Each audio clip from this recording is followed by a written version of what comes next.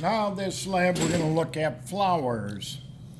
All flowers are only in the phylum of angiosperms, Anthophyta.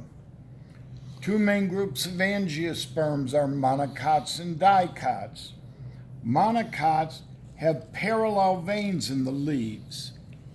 These are monocots.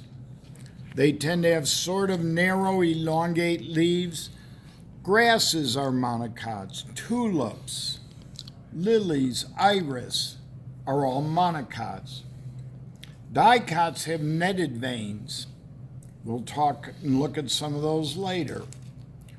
Monocots have their flowers parts in threes or multiples of threes. This flower might look like it has 6 petals. It actually has 3 sepals and 3 petals. They alternate with each other. You can see a lowermost whorl, that's the sepals, and the next whorl are petals. When I look at the floral symmetry, this has radial symmetry. All the parts come off equal like spokes on a wheel. So this has radial symmetry. It has 3 sepals, which I'm taking off right now. It has 3 petals. It has 6 stamens. These are the stamens. The anthers are at the ends of the stamens. And here in the middle is the gynoecium, the carpels. And when I look at the stigma, I can see 3 lobes to the stigma. That would lead me to believe that this has 3 carpels. If I section the ovary, that one's not really nice inside.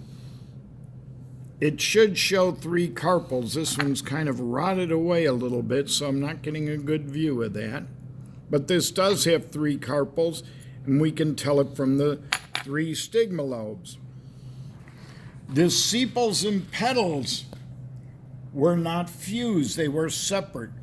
So this flower was aposepalous and apopetalous.